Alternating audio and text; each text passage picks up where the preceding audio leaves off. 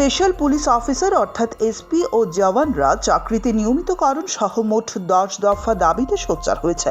তবে এই আন্দোলনে এরা সরাসরি না নেমে পরিবারের লোকেদের নামিয়েছে। এসপি ও পরিবারের মহিলারা সোমবার সকালে আগরতলায় উমাকান্ত ইংলিশ মিডিয়াম স্কুলের সামনে জড়ো হয়। তাদের দাবি সমস্ত এসপিওদের চাকরিতে নিয়মিত করতে হবে। অবসরকালীন সরকারি কর্মচারীদের ন্যায় সমস্ত সুযোগ সুবিধা প্রদান করতে হবে। মোট 10 দফা দাবি উত্থাপন করা হয়। খবর পেয়ে ছুটে আসেন পশ্চিম জেলার অতিরিক্ত পুলিশ সুপার ধ্রুবনাথ। তিনি দাবির বিষয়টি লিখিত আকারে পেশ করার জন্য পরামর্শ দেন। এদিকে আন্দোলনকারীরা জানান, দাবি আদায়ে যত দূর যেতে হয় তারা যাবেন।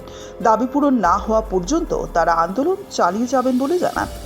আমরা আরক্ষা দপ্তরের অধীনে অনিয়মিত কর্মচারীদের পরিবারের পক্ষ থেকে 10 দফার দাবি নিয়ে এসেছি।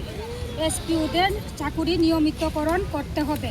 পুলিশের ন্যায় এসপিওদের এনপিএস স্কিম চালু করতে হবে। চাকুরিরত অবস্থায় কোনো এসপিও মারা গেলে পূর্ণ বেনিফিট দিতে হবে। পুলিশের ন্যায় এসপিওদের ড্রেস অ্যালাউন্স দিতে হবে। পুলিশের ন্যায় এসপিওদের রেশন অ্যালাউন্স দিতে হবে।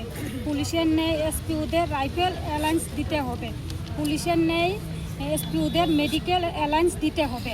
পুলিশের ন্যায় এসপিওদের 13 মাসের বেতন প্রদান করতে হবে।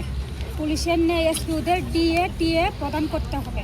পুলিশের ন্যায় এসপিওদের ইন্স্যুরেন্স বেনিফিট দিতে হবে। এই দাবিগুলো নিয়ে এসেছি। এই দাবিগুলো যদি না মানা হয় আপনারা আগামী দিন কি পদক্ষেপ? আমরা আন্দোলন করব, আবার আন্দোলন করব। কিছুদিন আগে মানে বেশ কয়েক বছর আগে তো একবার বৃদ্ধি হয়েছিল, বৃদ্ধি হয়ে 12,000 হয়েছে। 12,000 টাকা 11,850 চলে না তো সংসার। তো আমরা জিনিসপত্র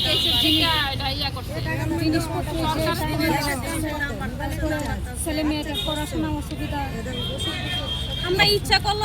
আপনার কে এসপি যে আপনার কি হয়? আচ্ছা, কত বছর ধরে উনি এই ইয়েতে আছেন? 20 বছর। প্রথম এসপি। কোনখান থেকে আইছেন? আমি ঈশানপুর থেকে এসেছি। এর আগেও অন্যান্য জেলায় এসপি ও জওয়ানদের পরিবারের লোকেরা সোচ্চার হয়েছিলেন। এবার তারা পশ্চিম জেলাতেও সরব হলেন। পরিবারের লোকেদের দাবি, এক একজন এসপি ও জওয়ান দীর্ঘ সময় ধরে কাজ করেও নিয়মিত হচ্ছে না। চাকরির কোনো নিশ্চয়তা নেই। তার উপর নির্ধারিত বেতনের চাইতে কম দেওয়া হচ্ছে বলে অভিযোগ। সরকার এখন তাদের ব্যাপারে কি সিদ্ধান্ত নেয় সেটাই দেখার। স্যার, আমরা আইসে এখানে আমরা মানে সংসার চলতে অনেক কষ্ট হয় স্যার। তো আমরা চাইতেছি স্কুলের বেতন নিয়মিতকরণের লেগে 10 দফা দাবির লেগে আমরা এখানে আইসি স্যার।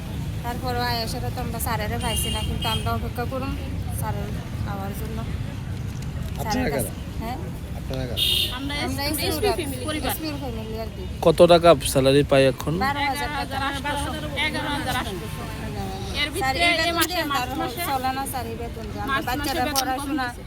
বাচ্চারা পড়াশোনা করাইতে, তারা অসুস্থতা সবকিছু করতে স্যার আমরা কষ্ট হয়ে যায়। স্যার আমরা চাইতেছি তারা নিয়মিত করে